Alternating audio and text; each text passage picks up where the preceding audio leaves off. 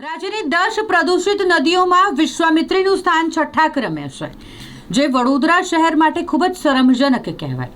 વિશ્વામિત્રી નદી કે જે હાલ સ્વચ્છતા અને પ્રદૂષિત નદીઓની જો વાત કરવામાં આવે તો તેમાં પ્રદૂષિત નદીઓમાં વિશ્વામિત્રીનું સ્થાન છઠ્ઠું છે.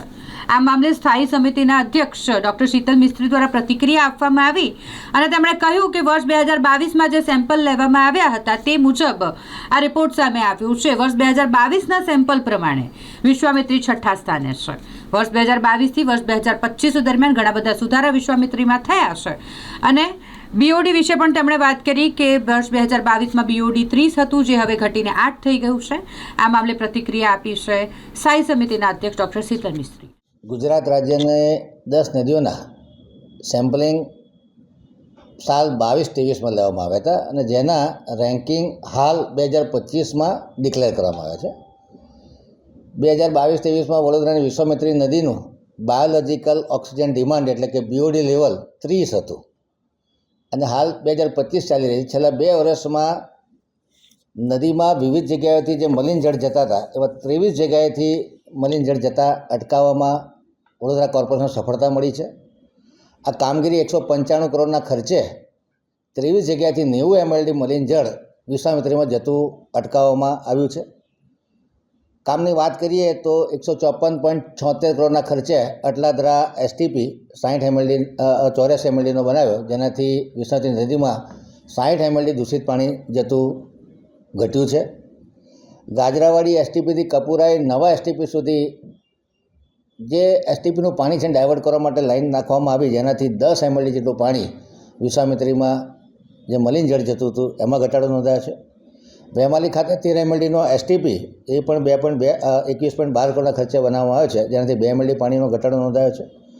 નાગરવાડા ખાતે નવીન એપીએસ અને ગ્રેવિટી લાઈન નાખવામાં આવી, જેનાથી 1 MLD પાણીનો ઘટાડો થયો છે. જે નવીન કામો છે એ લગભગ 39.31 કરોડના ખર્ચે બીજા 4 કામો કે જેના સ્થાયીમાં ટેન્ડર મંજૂર થઈ ગયા છે હાલ પ્રગતિ હેઠળ છે.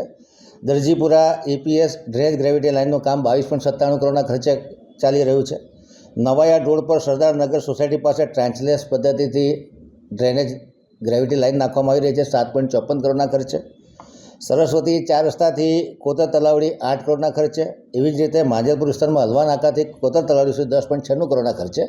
આ કામગીરી સ્ટેન્ડિંગમાં ટેન્ડરો મંજૂર થઈ ગયા છે, હાલ પ્રગતિ હેઠળ છે. આગામી સમયમાં જે 12 જગ્યાએ બીજું 16 MLD પાણી જતું અટકાવવાનું છે એ માટે 134.07 કરોડના ખર્ચે લગભગ 12 જેટલા કામો આયોજનમાં લીધેલા છે.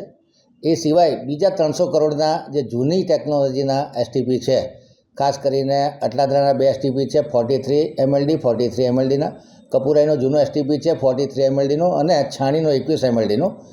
આના પણ નવી ટેકનોલોજી સિક્વન્શિયલ બેચ રિએક્ટર ટેકનોલોજીના આધારે જે નવા પ્લાન્ટ બનાવ્યા છે એ પણ 300 કરોડના ખર્ચે પ્લાનિંગ કરવામાં આવ્યું છે. જે 134.07 કરોડના ખર્ચે 12 કામો લેવાના છે, એમાં જીઆઈપીસી સર્કલથી સમા ઓલ્ડ એપીએસ સુધી ટ્રેન્ચલેસ પદ્ધતિથી 18 કરોડના ખર્ચે લાઈન નાખવાની છે. અબાકર સર્કલથી જલારામ મંદિર 3 રસ્તા સુધી મેન્યુઅલ પુશિંગથી નવીન ગ્રેવિટી લાઈન નાખવાની છે 7.52 કરોડના ખર્ચે. એલએનડી સર્કલથી મુક્તાનંદ સુધી નવીન ડ્રેન લાઈન 6.15 કરોડના ખર્ચે.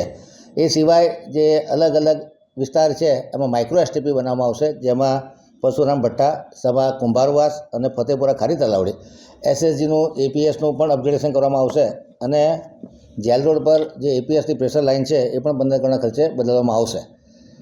કહેવાનો મતલબ કે છેલ્લા 2 વર્ષમાં 2050 સુધી વડોદરાની વસ્તી 50-54 લાખ થાય અને એ માટે 990 MLD જેટલી એસટીપીની જરૂરિયાત રહેશે.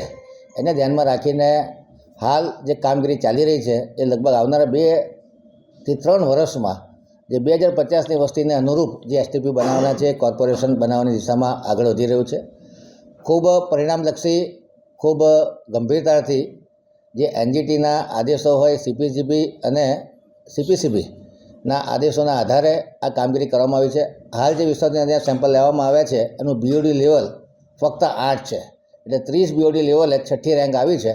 તો હવે આગામી વર્ષમાં જ્યારે ફરી રેન્કિંગ કરવામાં આવશે તો વિશ્વામિત્રીનું રેન્કિંગમાં 100% સુધારો થાય એવું જણાઈ આવે છે. કારણ કે 22-23નું રેન્કિંગ હાલ ડિક્લેર થયું છે.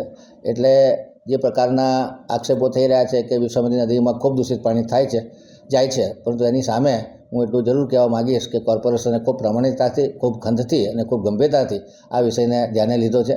વિશ્વામિત્રી નદીનું વાઇડનિંગ, રિસેક્શનિંગ, ડિસિલ્ટિંગ અને જંગલ કટિંગનું કામગીરી પણ કરી છે.